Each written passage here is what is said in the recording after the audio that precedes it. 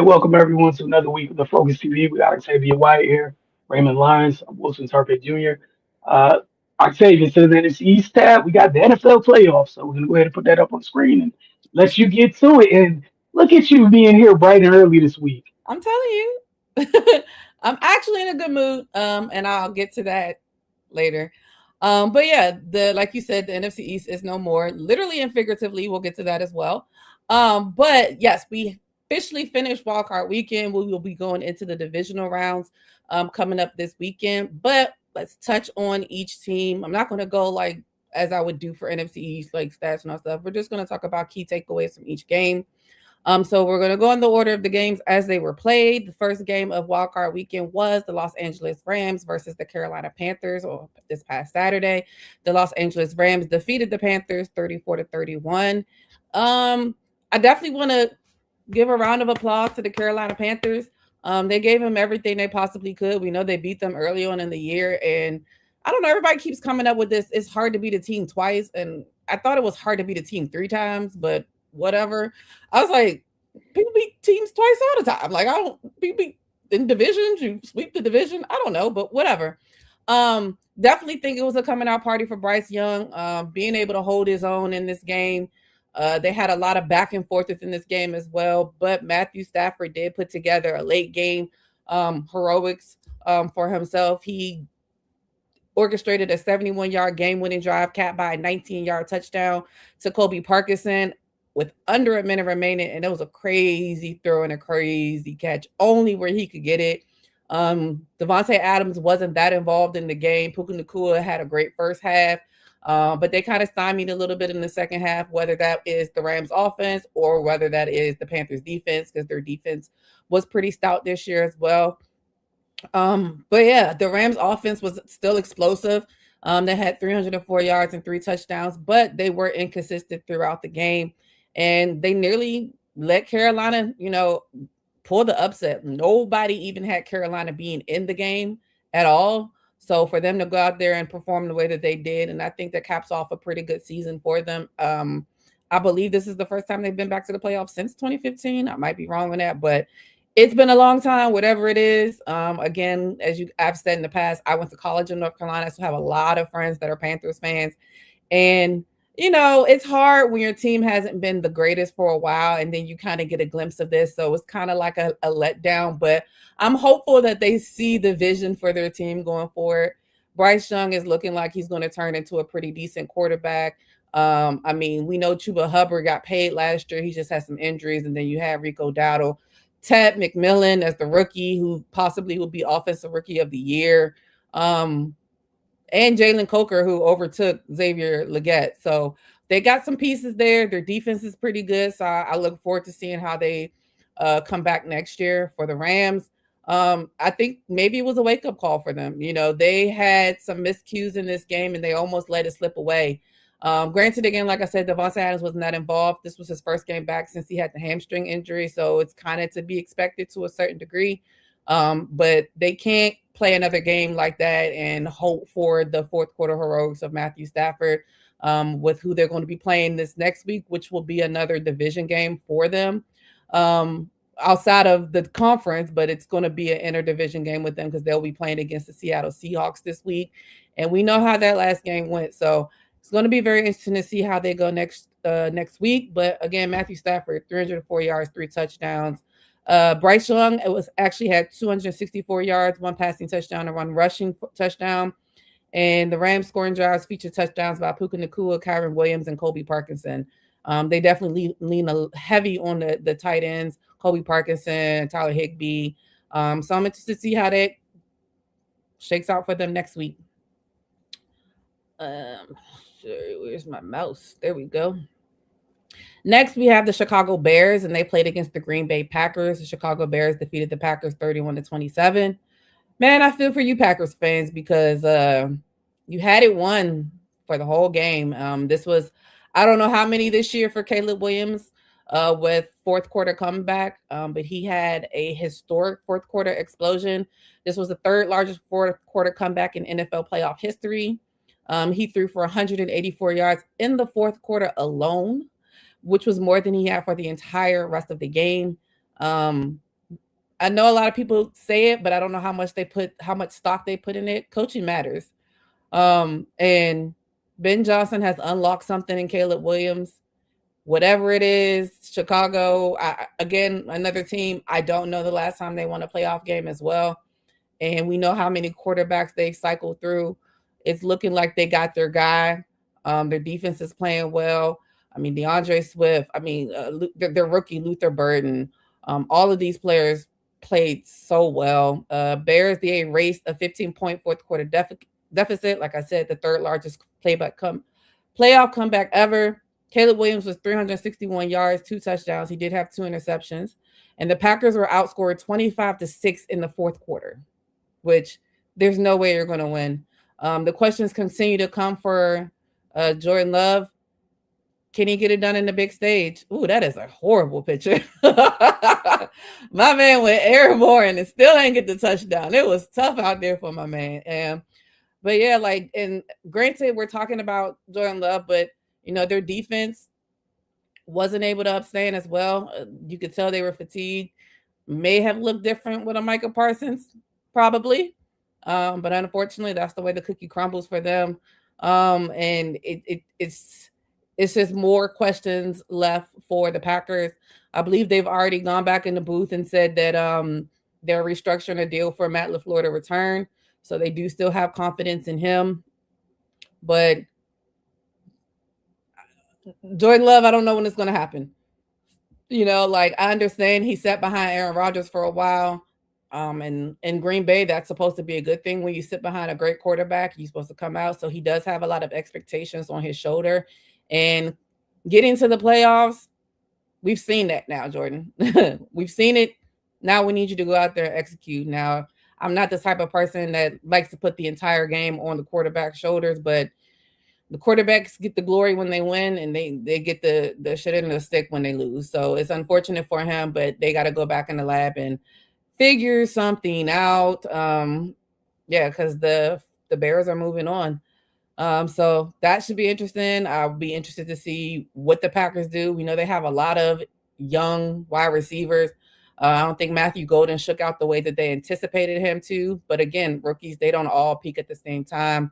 They do still have Christian Watson. They do still have Jalen Reed. They do still have Romeo Doubs. They have a lot of wide receivers in there. Of course, Luke Musgrave went out for them as well. And then as well as, of course, Micah Parsons, who I'm sure they're hoping that both of them will be back healthy next year. And they got to pull it together. I'm sure I've seen a lot of Green Bay fan videos over the last couple of days, and it ain't been good. So especially when you go against your rival, like in your division, in the playoffs, in the wild card weekend, and you had a lead the way that you had, I almost went to sleep on the game because I was like, "Damn, they just gonna win," you know. But luckily, you keep your eyes open for the fourth quarter because Caleb Williams has done some great things in the fourth quarter. So congratulations to them. They will go on forward. Next game, we have the Buffalo Bills versus the Jacksonville Jaguars. The Buffalo Bills were victorious 27-24. All I heard all week was the Jacksonville Jaguars. They gonna do it. They gonna knock the Bills out.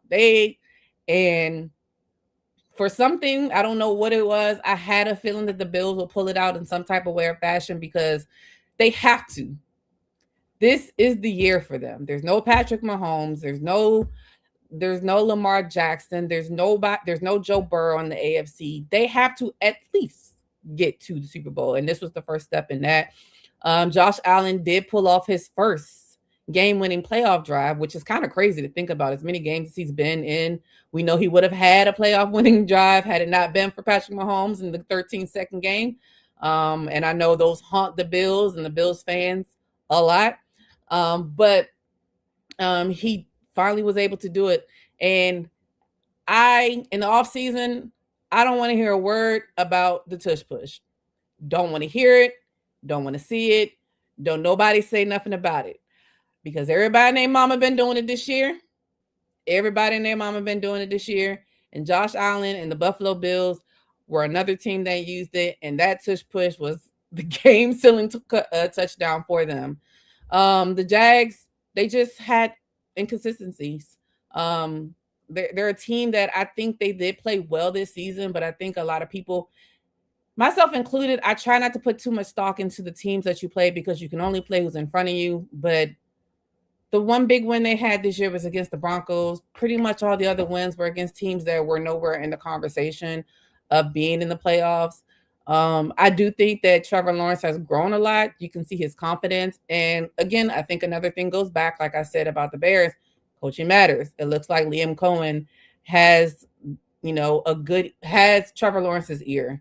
He's able to listen to him. He's able to get him to go out there and have confidence out there. And I mean, for the most part, they played well. It's just the late interception is a killer. And to do that in a pivotal game where you're trying to drive down and win the game, it's heartbreaking. So I feel for the young man. But those type of things breed, something in you, and you can see the type of player they are if they come back stronger from it, because they're going to have opportunities. They have a good defense. We talked about the pickup of Jacoby Myers for them, which proved to be really, really well.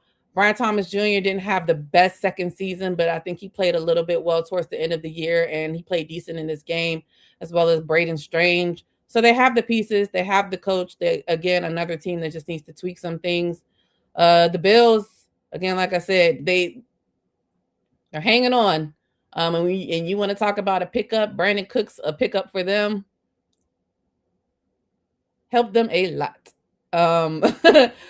Even there was a Keon Coleman sighting in this game, and we know how back and forth and up and down he's been throughout the season, whether he's playing or not playing, for off the field antics or whatever the situation may be. It's not going to be easy for them as well going forward. But Josh Allen had 306 total yards, 3 total touchdowns. And Trevor Lawrence had 1 touchdown and 1 interception, and their offense definitely did struggle early on in the game. They had 5 failed drives in their first 6 possessions, and it looks like that kind of came back to bite them at the end of it. But we'll see how the Jags shake out next year, and we'll see what the Bills do going forward. Next, we have the San Francisco 49ers versus the Philadelphia Eagles, and the San Francisco 49ers defeated the Philadelphia Eagles 23-19. Let me go ahead and get my little spiel out. I'm over it now. I wasn't in the moment, not gonna lie. But the team they deserve to lose, and the 49ers deserve to win. To come back from everything that they've come back from this year, and to add insult to injury, George Kittle going out with an Achilles injury in the game, it just added more salt to the wound for them. And for them to pick themselves up and go out there and still win the game. Again, I feel like I'm saying it a lot, but I think it's a running theme in teams that make the playoffs. Coaching matters. Kyle Shanahan had them boys doing everything. Robert Saleh had them boys doing everything. Even with the defense for the Philadelphia Eagles, who I believe played exceptionally well. But you can't do it all by yourself for the entire game. The same things that have bit them in the ass all season long are the same things that happened again. And I would be remiss if I did not say I love this player dearly. He's one of my favorite players. I have his jersey. AJ Brown, you got to be quiet. It just is what it is at this point. You got to shut up, bro. And I'm sorry. And I love him as a player. You can't talk all that noise you talked all year. And in the biggest game of the season, when the ball is spot on, that's not on Jalen, spot on, you drop 2 passes. Not 1, 2. He has to own that. I don't know what will happen with him. Of course, there are rumors that they're going to get rid of him and this. I feel like he has a better relationship than people know. Again, I'm not in the camp. I read everything I possibly can, but I ain't there.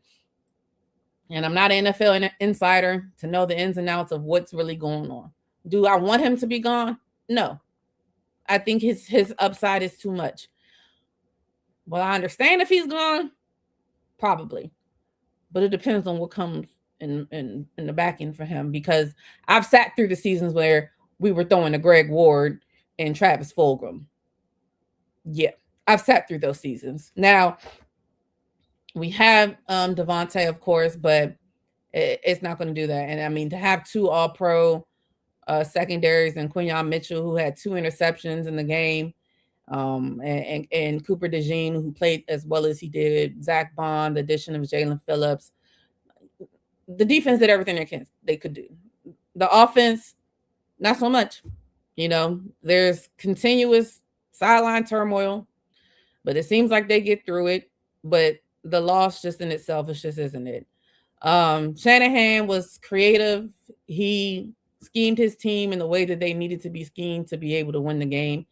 And they did. And I feel like they did what they've been doing all season long, is just trucking away, figuring out a way. And they did, and they deserved to win the game. And the Philadelphia Eagles deserved to lose the game. That's exactly how it went. The most positive thing that came out of the game is Kevin Patullo got fired today. So I'm excited about that. We get a whole nother offensive coordinator for Jalen to talk to. I hate that part of it, but Kevin Patullo is not it. He's just not it. So unfortunate for him. I don't wish job loss on anybody, but it's a business and we need results. And when you have a team coming off a Super Bowl and you have an offense completely look broken, somebody got to pay. Brock Purdy had 262 yards, 2 touchdowns, 2 interceptions. Christian McCaffrey had 114 yards, 2 receiving touchdowns, including the game winner. Saquon had 26 carries for 106 yards, and A.J. Brown was held to 25 yards on 3 catches. Ain't gonna cut it, bro. The 49ers defense, who again, we've talked about all of the injuries. I talked about the injury with George Kittle in that game. We know Brandon Ayuk has been missing in action for who knows how many months. Ricky Pearsall didn't play in this game as well. I don't even know this man's name. Last name was Robinson, something with a D. Like, he all pro now at this point. Demarcus Robinson, formerly of the Kansas City Chiefs. Yeah, he's in the LA Rams. He's an all pro now. I've made my decision. He's an all pro. Their defense held the Eagles to 307 total yards and 4.3 yards per play. Congratulations to the 49ers. The NFC East is complete for the year. There will be no more NFC East games going on. But the 49ers move forward and they have a rematch of their own coming up. I gotta look at the thing again. I haven't. I'll do that last. Next game, we had the New England Patriots against the Los Angeles Chargers, and the New England Patriots defeated the Chargers 16-3. The Patriots defense was everywhere, just everywhere. Look at my man Justin Herbert. He want to go home to what's her name, Madison Beers, so bad he don't want to be there. Coaching helps again. John Harbaugh, great coach. I don't know how much longer we wait for Justin Herbert, guys. Like I don't know. Again, I'm not putting everything on him, but when you are the quarterback, when you come out, when you have the top 5 list and Justin Herbert is consistently in the top 5 for whatever reason, playoff exits this bad. I put him and Jordan Love kind of on the same level. Jordan Love, not so much because I don't think he was as hyped as Justin Herbert was coming out. But now they're kind of in that same spot where it's like, you're a great quarterback. Why can't you get out the first round? It's getting to the point where it's like, when are you going to be the quarterback that elevates your team like a Josh Allen?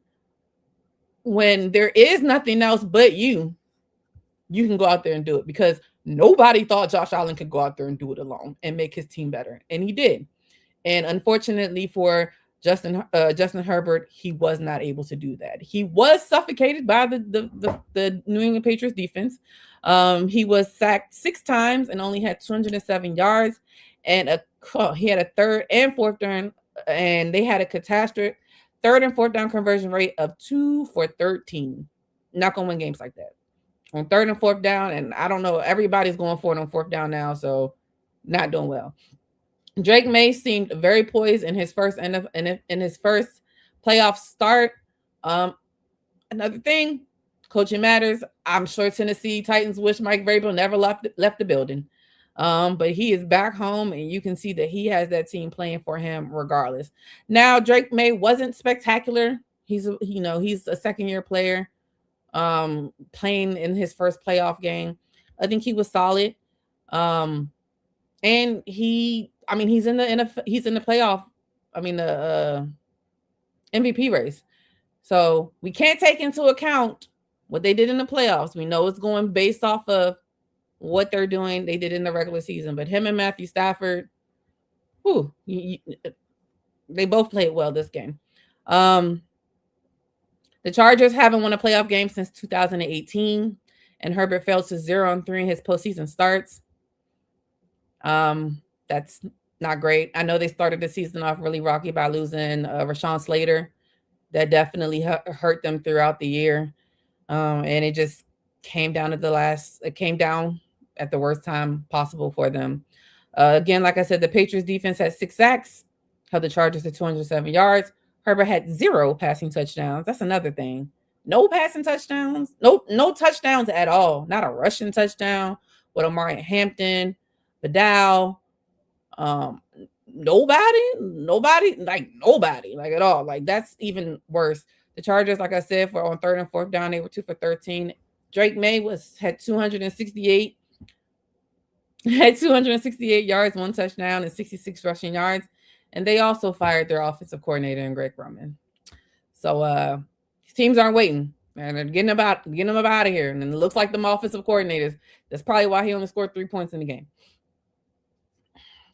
And last but not least, we have the Houston Texans versus the Pittsburgh Steelers. The Houston Texans beat up on the Pittsburgh Steelers 30-6. I knew the Texas defense was good, but my God, that 42-year-old back there was running for his life. If he said that this would be his last year, and then there were talks like if he wants to come back, we're willing to. Sir, go sail off into the sunset. I get it. You don't want this to be the last thing we see of you, bro. But 43 ain't gonna be no easier.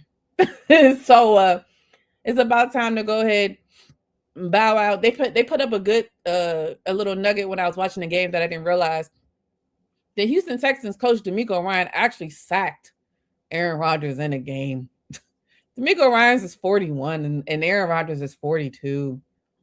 Hang it up, flat screen. It's time to go. You're great. I don't want him to continue to mar his legacy of the Aaron Rodgers that we saw in Green Bay. And the more that he plays for the Jets and the Steelers, I don't like it. I don't like it. Houston generated 2 defensive touchdowns, a Sheldon Rankins sack, fumble return, and a Kalen Bullock pick 6.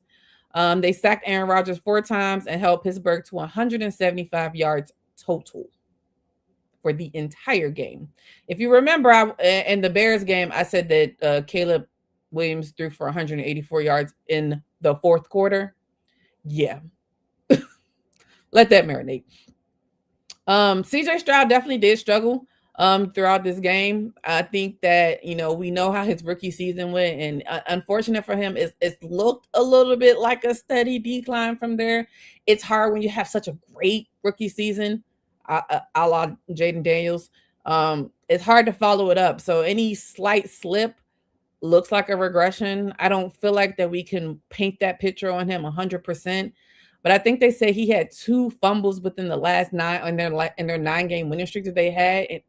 Out of those whole 9 games, he had 2 in the first half. So the ball security in there, the Steelers, granted, their offense wasn't that great. Their defense is usually pretty stout. So they were able to get to him a little bit. But they looked like how, the Ravens won, our defense is just going to do everything and offense just don't F it up. Just don't mess it up, And it's worth noting that Nico Collins went out with, I believe, a concussion. Christian Kirk had a great game as well. But yeah. So now the other big news coming out of that is the Steelers and Mike Tomlin have decided to part ways. So we had the whole situation with John Harbaugh leaving the Ravens. Now we have Mike Tomlin is out of Pittsburgh. I believe they said Pittsburgh is now going to be looking for their 4th head coach since 1969. They keep coaches for a very long time. So it is going to be a completely new era, which also makes me think I don't know how or why Aaron Rodgers would come back to the Pittsburgh Steelers where Mike Tomlin was his guy. Um, that's going to be very interesting. But just to wrap it up, like I said, the Texas defense had 2 defensive touchdowns. CJ Stroud was 21 to 32, 250 yards, 1 touchdown, 1 interception. He actually had 5 fumbles in this game. He just was able to recover 3 of them and lost 2 of them, which tied an NFL playoff fumble record. So he got something out of that game. The Texas run game, they had 164 yards rushing. Woody Marks had 112 yards and 1 touchdown.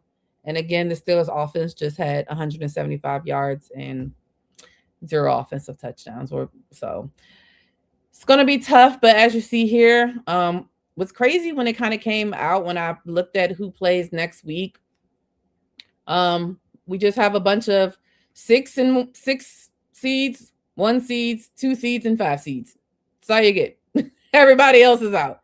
So on Saturday, January 17th, you're going to have the 6 seeded Buffalo Bills versus the 1 seeded Denver Broncos at 4:30. Then you're going to have the 6 seeded 49ers versus the 1 seeded Seahawks at 8 p.m. And then on Sunday, January 18th, they're going to have the 5 seeded Houston Texans at the 2 seeded New England Patriots. And then at 6:30, you're going to have the 5 seeded Los Angeles Rams and the 2 seeded Chicago Bears. So we got some good rematches in there. 49ers and Seahawks.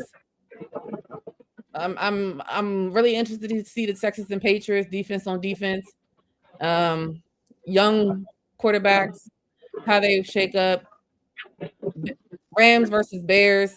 Ben Johnson versus Sean McVay's mind. That defense.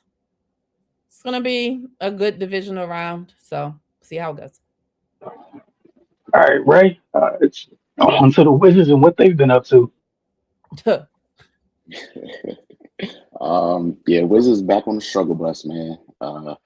Gave us a little glimmer of hope. Recently, they went 7-5 over a 12-game stretch, but then they traded C.J. McCollum and Corey Kispert to the Atlanta Hawks for Trae Young, who probably won't be seeing the court much this season due to several injuries. But since then, they were just back to struggle mode. They dropped their last 3, losing each game by an average of 20 points. Their latest to the Phoenix Suns on Sunday, 112-93, which kicked off West Coast road trip. So they'll be having some late starts this week for you Wizards Outlook faithful. Might want to just catch it the next day on Roku. But yeah, they just look disjointed at this point. We talked a little bit about it the last game. CJ was kind of the glue for this team. He would control pace. He was the grown up in the room a lot of times, as Wilson likes to say, and he was closing games. When you lose all 3 of those qualities, things kind of go left, and that's just kind of what we're seeing, man. And of course, compounded by the fact that they continue to turn the ball over and not play defense. And, you're not going to have much success like that. So yeah, it was already going to be a long season, but now it's going to be an even longer season. They got the Clippers next on Wednesday at 10:30, followed by Sacramento on Friday, Denver on Saturday, and they're back at home against the Clippers on Monday. So yeah, hopefully they can adjust to life without CJ. But that's a crazy thing to say in 2026, by the way. But yeah, hopefully they could kind of just regain form and get a little bit of consistency back. Never thought you'd be saying that out loud, huh? No one had that on their bingo card. All right. Filling in for Carter with GW Men's. Get that up on the screen for you guys real quick. This first clip. All right. GW Men's basketball hits 100 versus Loyola Chicago. They won that game 101-66. Back home Saturday, looking to get back in the win column and stay amongst the top 4 teams in a loaded upper tier of the Atlantic 10. GW men's basketball hosted Loyola Chicago, a team that was picked by the coaches in the conference to finish fifth in the league. 8 minutes into play, it became apparent that George Washington would find what it was looking for. The visiting Ramblers didn't score until the clock clicked under 12 minutes. Two 20-minute halves in the men's game. They're not on quarters like the women's game. That's 8 minutes, damn near a quarter in the women's game without registering a basket. As the Revolutionaries sprinted out to a 22-0 edge before Loyola discovered the basket. Oh, man, Cardell. Uh, to the credit of the Underman Ramblers, they outscored GW 39-38 for the remainder of the first half. But obviously, Ray, we've seen enough Wizards games. When you give up those 40-point quarters, sometimes the damage is done. Whatever you do after that, you just trading baskets to be trading baskets. By halftime, Christian Jones had already set a new career high in assists with 6 before finishing with 9. And Rafael Castro was on his way to another double-double with 10 points and 8 rebounds in the opening stanza. Garrett Johnson's 13 first-half points were the punctuation of a 60-point first half that featured 12 assists on 19 made field goals. 9 of 19 from deep, that's 47%. With nary a wayward free throw, they went 13 of 13 from the line. Johnson finished with a team high 18 points, taking 5 other players with him in the double figures. Trey Autry finished with 17. 4 threes were in the mix of that 17 points. Gene Arangaran had a dozen, and Trey Dinkins and Jones both threw an 11. George Washington stays home this week. Will entertain Davidson next at the Smith Center. Tip time is Wednesday night, tomorrow, 7 p.m. live on ESPN Plus and Monumental Sports Network. All right, from GW to George Mason. George Mason continued his surge among the Atlantic 10's elite with an 86-80 win over rival VCU and a hard-fought battle between conference contenders. The Patriots leaned on their veteran backcourt. In crunch time, it's Fat Hill. He had 16 points, perfect from the line, 9 for 9. Kerry Mincy, 15 points, 5 for 9 from the floor. And Jahari Long, who had 14 points and 5 assists, turned it over just once, steadied the ship late. They were complemented by pivotal performances from Riley Allenspot, who was ultra efficient with 16 points on 7 of 8 shooting, and Masai Troutman, who added 13 points, 4 rebounds, and 2 assists. VCU fought to the final horn behind a game-high 23 points from Lazar Djokovic and a strong all-around effort from Terrence Hill Jr.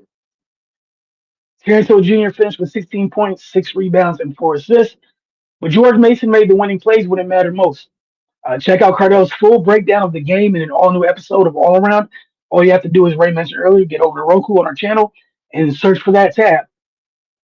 Now on to the Maryland woman. Search for that tab real quick. Found it. All right. The Buckeyes. They came into this game at 14-2, 4-1 in the Big Ten. The Terps came in at 16-1 and 16-1 overall and 4-1 in the Big Ten. Jeloni Cambridge. She's as advertised. Ray, we go to games, look at the little info sheets, tells you how much somebody is averaging or whatever. You're like, cool. Let's see. Is it real? Is it fluff? And that young lady made it very apparent that that 20 was real. It's on purpose. She means it. But Maryland really slowed her down to start this game. Cambridge started really slow, but she got rolling, and Ohio State handed Maryland their second conference loss of the year, 89-76. The Buckeyes were able to not only match, but beat the Terps in pace and rebounding, along with playing sound defense. The game was a back-and-forth affair for 3 quarters before Ohio State started to pull away in the third. Or pull away in the fourth. Ohio State won the second quarter 28-18, and then the fourth quarter 28-17. So they closed the halves of this game extremely well. It's a coach's dream, those cliche sayings. You close the half strong, things usually work out for you. Yeah. Ohio State did a great job on the road of closing the half strong, and it led to a win. Maryland was led by Lucci Econo with 27 points and 9 rebounds. Yarden Garzon finished with 19 points, 8 rebounds, and 5 assists. Rainey Wilson, one of the talented freshmen from Maryland, hit 4 threes to score 12 points in this conference game. Cambridge, Jeloni, that is, because her sister also plays on the team. She nearly missed out on a triple double, finishing this game with 28 points, 9 rebounds, and 9 assists. Kylie Kitts had a huge game with 18 points and 8 rebounds. Her shooting made Maryland pay for the attention they gave, deservingly so, to Jeloni Cambridge. Kennedy Cambridge finished with 14 points and 4 assists. Chance Gray added 11 for the Buckeyes. Some quick takeaways. The non-Alucci minutes for Maryland are really tough. Ray, you know how Keyshawn, the games Keyshawn has really, like, gets off to really hot offensive starts, and he ends up in foul trouble, and it really impacts his team.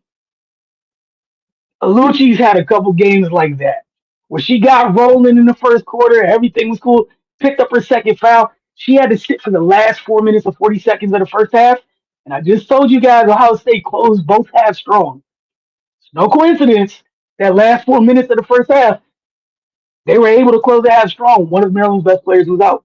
So that's something that she has to do a better job of, is staying out of foul trouble, because Maryland struggles to win those minutes. Rainey Wilson, mentioned her earlier. I thought she did a good job. I know it's only 12 points, but for freshmen, everyone kind of finds that moment of, hey, I can play on this level at different times. You never know when. I thought this was one of the first games this season where she caught the ball behind the 3-point line and was like, oh, I got space. I'm letting it go. There was no hesitation. There was no looking for somebody else. It was, I am being disrespected by leaving left open. Y'all think I can't shoot. And every time she caught it, she let it go. She was 4 of 8 from 3. She had a couple of air balls, but I truly do not care about the air balls, because I think that was a big jump. And it could be a big development for Maryland going forward, where teams already have to shrink the floor some to deal with Alucci getting downhill. If Rainey's another Maryland player that's able to stand out behind that line, space the floor, and routinely make teams pay for helping, I think that's going to be a big development, because right now, Alucci's out. She's one of Maryland's most dynamic players, and that's not going to change until they get Bree McDaniel back. And even when they get Bree back, Bree's not going to come back instantly be Bree again. It's going to be some time she takes to get acclimated, right? So all the freshmen finding their legs is going to be great for Maryland. Up next, Maryland heads out west. Last year, the western portion of the Big Ten came to Maryland. This year, they're going out there to take on USC and UCLA back to back before returning home to host Iowa. So it's a big 3-game stretch. We'll see how Maryland manages it, and I will happily report back to you guys next week, where we see how they fared out west, because that is 2 very tough teams to take on back to back.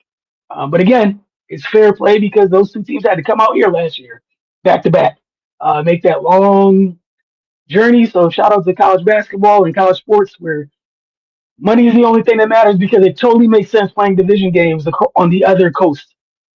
Totally makes sense. Makes a lot of sense. Class, who cares about it? Stay on the plane. Why not? All right.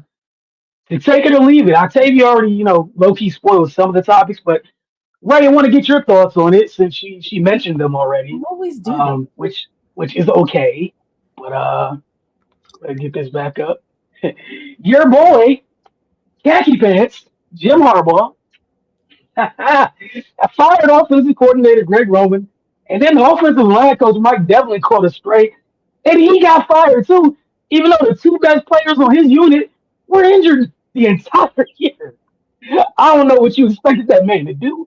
When healthy, they have arguably 2 top 10 tackles in the league. He lost both of them. Why did he get fired? Like, isn't it on the play caller to mitigate the losses of what happens up front? And Mike Devlin, I don't even know if he did a bad job. That's kind of messed up. I would feel like, at least let me get fired because I messed up having 2 top 10 tackles, not because they were taken away from me and I was told to just make it work. He can't tell that man what plays the call. Anyways, Roman's firing comes 2 days after the Chargers' 16-3 playoff loss to the New England Patriots, a game which quarterback Justin Herbert turned in one of the worst performances of his career, as Octavia mentioned. And yeah, that discussion, When people keep throwing people that they like in top 5 and top 10 conversations, gotta stop that, y'all. Because I'm gonna start being a really nasty person who brings Mr. Irrelevant into stupid conversations just so I can prove a point. See how it just doesn't mean anything? Like all this stuff is dumb. Well, he's top 5, but what's the result?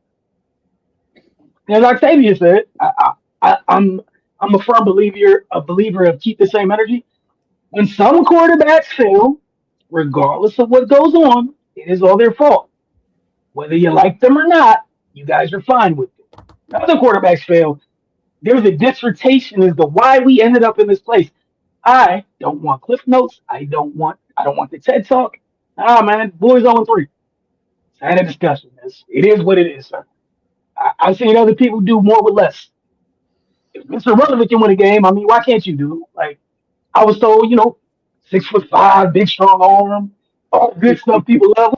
What's going on? Little boy Blue over here with well, he working his way up to 10 playoff wins, buddy. And going back to that offensive line you had, that's one of the best damn lines. I mean, you got 2 top 10 tackles, and they not old, like they babies. Like they're so young, they both missed this season in their primes to have them. That's how young they are. But anyways, Jim Harbaugh opened the door to the move post game, marking the first time he was non-committal when asked if Roman was the right person to be calling plays. Brings back memories. Through 2 postseason games under Roman, the Chargers scored just 1 touchdown, which came when the game was well out of reach in last year's 32-12 loss to the Houston Texans. Taking a leave at Roman solely to blame for their issues. Also, shout out to Colin Kaepernick and Lamar Jackson for scoring and winning playoff games in spite of this man calling plays. But Ray, your thoughts on the firing? Take it or leave it. Right thing to do for the Chargers. Not going to change anything. Should khaki pants go with them? Like, how you feel about it? What did Bane say on Dark Knight Rises? They expect one of us in the That's all this is. You need somebody to blame, and I mean it's easy to look that way with Buddy's track record. But yeah, the dude with the whistle around his neck need to join him too. But yeah, like you said, man, like it's funny that there's a certain person that's not getting any of the smoke that should. I mean, yeah, coaching is important, but playing is important too. So, like if it's bad coaching, cool, that's fine. But you shouldn't be that futile on the field if you're supposed to be whatever people are pumping you up to be. So, I mean, yeah, I'll take it because dude isn't good at his job. I don't know why he doesn't have a job anymore, but I don't even know why he got that job. But yes, but he shouldn't be the only one. I'll just leave it at that. Octavia, you mentioned it. Your thoughts on it? Yeah, I'm right there with Ray. That poor Greg Roman, and now he don't even got John Harbaugh to go back to. He ain't got no Harbaugh to go back to now. He just out here without a John or a Jim. I don't know. Yeah, I mean, I think that again, like you guys said, he's not good at his job. Everybody's talking about, I think the narrative now is going to be, well, Justin Herbert's been hurt all year, his hand, and they're going to give him every excuse in the book, so it will never be his fault. Like Ray said as well, and like I said earlier, yes, coaching matters, but nobody cares about the coaching if the player is not taking the coaching and doing it. Like, it doesn't matter about the coaching at that point. Kyle Shanahan can't be a good coach if there aren't players out there executing what he's coaching. Doesn't matter. So, yeah, I'm taking it. I do think that we're seeing, and I don't know, maybe it's just what I'm perceiving right now because I haven't really dived that deep into it, but I feel like we're seeing a lot of OCs, a lot of DCs. I mean, we know we got a lot of head coaches. I feel like this is like one of the highest people getting fired in a while. And I think that some of it is attributed to number one, like the one thing that fans have accordingly been wanting is parity in this game. So now you got all the perceived top tier teams out. So you got the Ravens out. The Bills are still there. The Chiefs are out. You got all these teams, and it's like now everybody's like, nah, it's gotta be something wrong with our offensive coordinator and our defensive coordinator. Like, we got to get them out. And I think that the shuffle of all of it is really what everybody's trying to give themselves opportunities. That you got a Mike McDaniels who might not be a great head coach, might be a good offensive coordinator. You got a Brian Flores, like, might not be a great coach, might be a good defensive coordinator. So everybody's like, some of these head coaches might be good in these offensive coordinator or defensive coordinator positions, so we got to make room for them.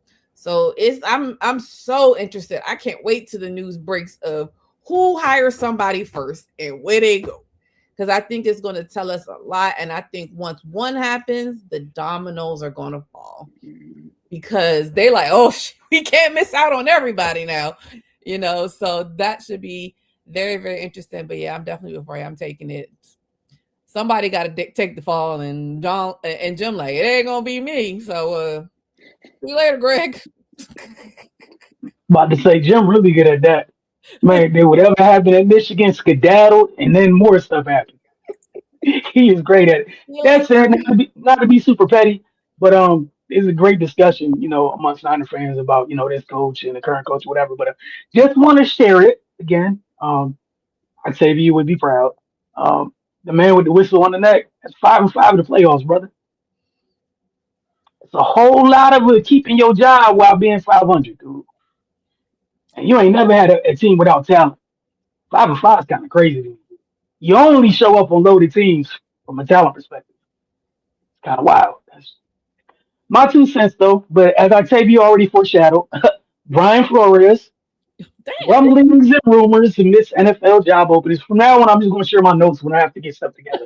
I'm like, ask you, it was okay. Are these topics acceptable? It missed the job, NFL jobs openings, Octavia so eloquently shared earlier. Brian Flores to the Commanders as a possible defensive coordinator option is something that's been making rounds, making some noise.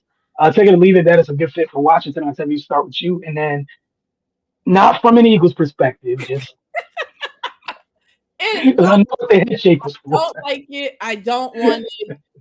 Absolutely not. I think he should stay where he is or decide to be a head coach somewhere far the F away from my division. No. Somebody got to do it. I think while he's a great coach, I still think they need some pieces to help him be a great coach. There's no, to me, like, there's no dominant player on the Commanders that comes to mind when I think about their defense. I mean, I guess you think about Frankie Louvu. I know Bobby Wagner's there, but he's sun sailing out. Like, I guess Von Miller was there, but the hell, like, you know what I mean? So it's like, maybe it's the groundwork for them to do that. I mean, Marshawn Lattimore out here getting arrested, so I don't even know if he's going to be here either. So I take it because if I was a Commanders fan, I would take it because it's freaking Brian Flores. You saw what he did to the Minnesota defense. Minnesota only did as well as they did this year off the strength of their defense. Like, let's be real. I know Justin Jefferson is like, God damn it, find somebody to throw me the ball. Like, Joe, come over here, like something. But if I'm them, I'm taking it. If I'm anybody else, I'm saying, please no. Please no. Go. But the other thing that would really interest me in that pickup is the dynamic between him and Dan Quinn. Both being two defensive, strong-minded coaches, who's really going to have the final say? You know what I mean? Like, Dan Quinn's the head coach, so in theory, you think he would have it. But do I think Brian Flores probably has a better defensive mind than Dan Quinn? Probably. So I would be interested to see how that relationship will work out. But if they all are fighting towards the same goal, you would hope that it works, but it don't always happen that easily. What your thoughts on Flores possibly joining y'all's wonderful division to wreak the wonderful havoc that he brings? Yeah, on the surface, I think you got to take it. He's obviously talented, and knows what he's doing. But that was a good point Octavia just brought up. Like this, is that kind of repetitive with with Dan Quinn being the head coach, and then you bringing in another, defensive minded person to be the defensive coordinator. I mean, of course, you want somebody, that's good at calling defenses, but somebody with his experience, like, or maybe that's something Dan Quinn wants, where he can just say, "All right, you got it. I ain't even got to worry about that." So, I think professionally they'll be able to figure it out. Agreed. But yeah, I mean, yeah, I think you got to take it on all levels. But yeah, I don't know either one of these guys or their personalities, so could possibly be some clash. Or, like I said, it could be a situation where, any sane person would just feel like they can trust him and, leave him to his own devices. Of course, with some oversight because you're the head coach, but, definitely not a guy you're going to have to micromanage or look over their shoulder. Yeah, I would bring an example of Salah's current stint in San Fran right now. Like Kyle don't even look at what's happening with them folks. Like Salah came back, he's the DC, but he's also like the associate head coach. Mm-hmm. That's what if I'm Washington, I do that. Bring him back. You gonna pay him anyways because he's worth it. Mm-hmm. And also, like Salah, he's one of them dudes where, as Octavia said, you don't have dominant players over here. That's what them dudes can make something shake with bubble wrap, some bubble wrap, happy gum, Yeah. and a paperclip. So that'll buy you some time so you get some good players because Minnesota was adding pieces to the defense, Yeah. and he was still had people in hell. Like it wasn't like he walked over there in khaki pants where Derwin James over there waiting. There's a whole bunch of talent. Like nah, they was just like, hey man, can you come on save us? I mean, run our defense. And he was like, yeah, cool, I got that. But yeah, if it's Washington, I was doing a heartbeat. And I also think like that would take a lot off of Dan's plate. Like think about that. You just don't have to. I can trust you to call timeouts. Brother, I don't need to be in your ear. You was a former head coach. If somebody not doing something right, call the timeout. I'm gonna go over here and play on my tablet. You let me know. Hey, look, Dan can hear what's going on in the headset. If it's something he doesn't like, speak up. Other than that, keep the little microphone part flipped up. Mind your business. Okay. Mind your business. Damn, that's a great call. Like, man, that's where I would be at. Yeah, like you say, right? I might go. Right, Kyle just being a tablet, and then his page is just, oh damn, somebody slipped offside. That's crazy. Bob, take care of that. Crazy. That's wild. You gotta tell him something wild happened. All right, on the rapid fire real quick. Let me get this up real quick as always.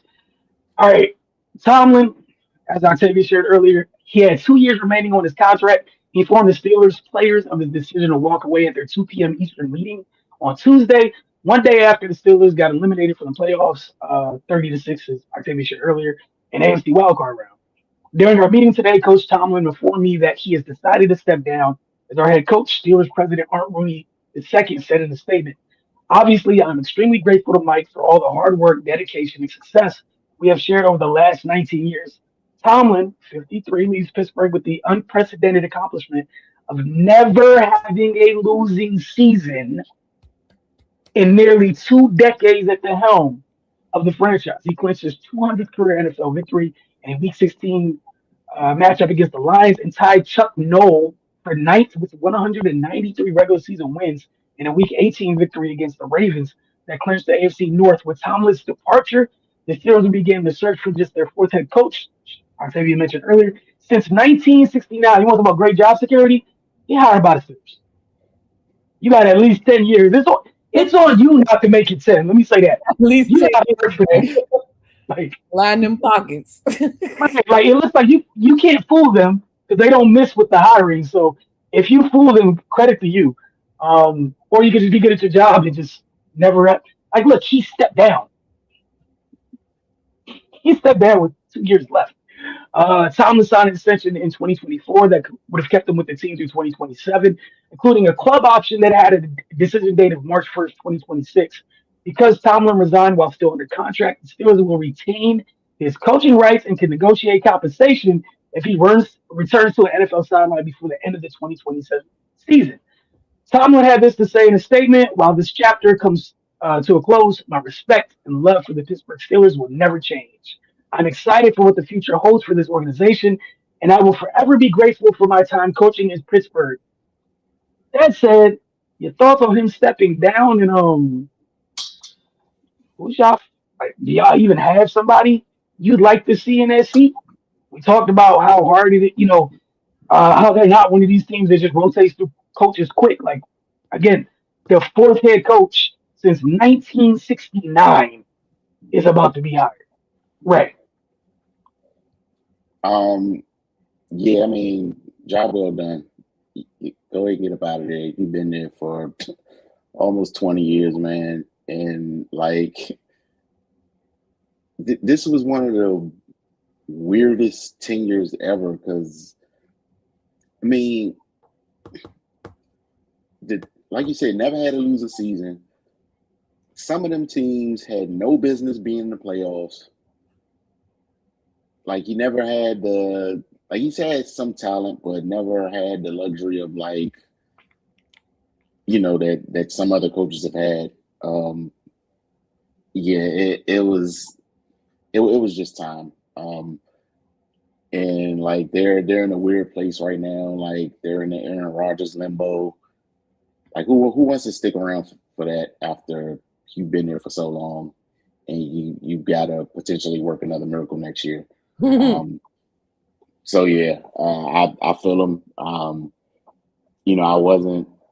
I didn't expect it, but I wasn't surprised when the news came out. As far as replacements,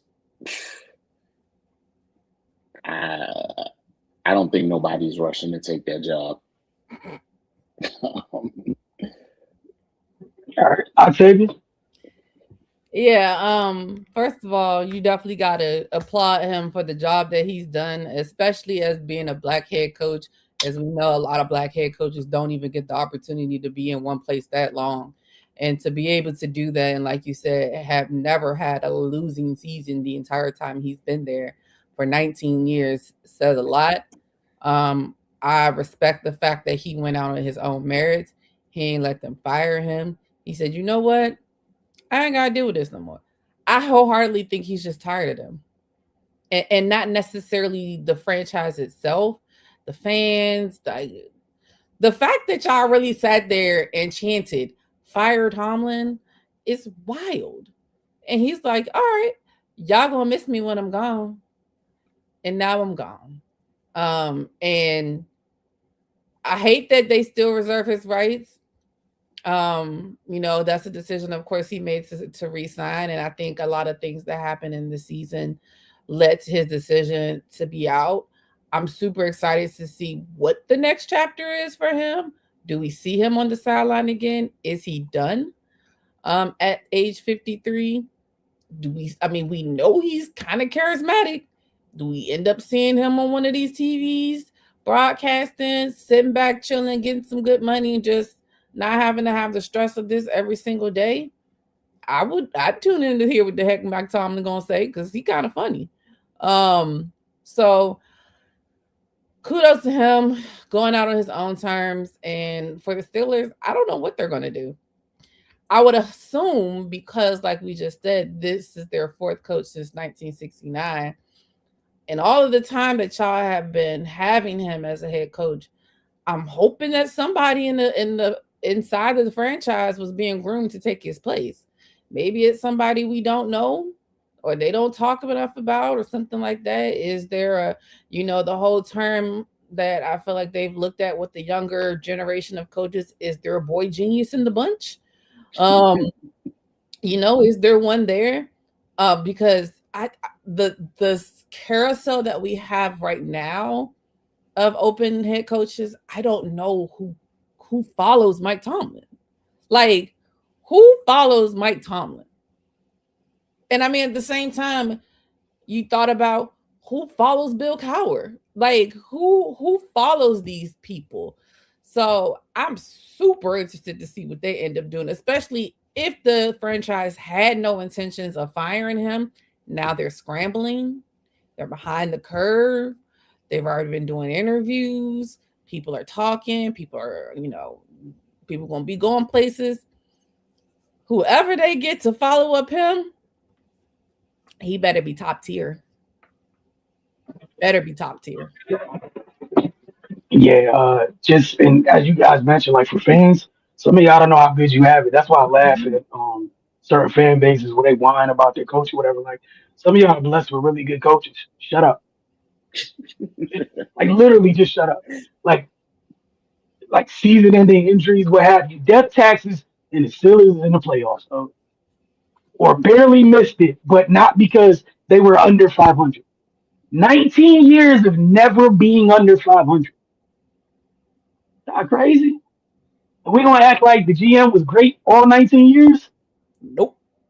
Like people leave that part out. That's crazy. But shout out to him, like you guys said. There's nothing else to add. Hell of a job. And yeah, brother, do not come back. Go take that easy TV money, man. Tom has like 5 interesting things every 3 games. Getting broke off. It was like, go take the TV money. Like Octavia said, you are a hell of a character. Go take the easy bread, man. Relax. I got two folks. If it was me, that I would hire there. I would go back to the well. Do y'all know where Tomlin was before he got hired in Pittsburgh? What his role was at that time? Very interesting. He was the Vikings defensive coordinator. I would double down again. I'm not gonna lie because they gonna you black coach. Hey man, you just went 19. You went 19 years. Why make this difficult? I don't. Pennsylvania's crazy. It's the Steelers is crazy.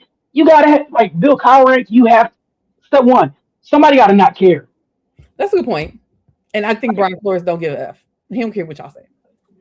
He Bill Cowher did it. Excuse me, Mike Tomlin 2.0. Like, Bill Cowher did it. Brian does it.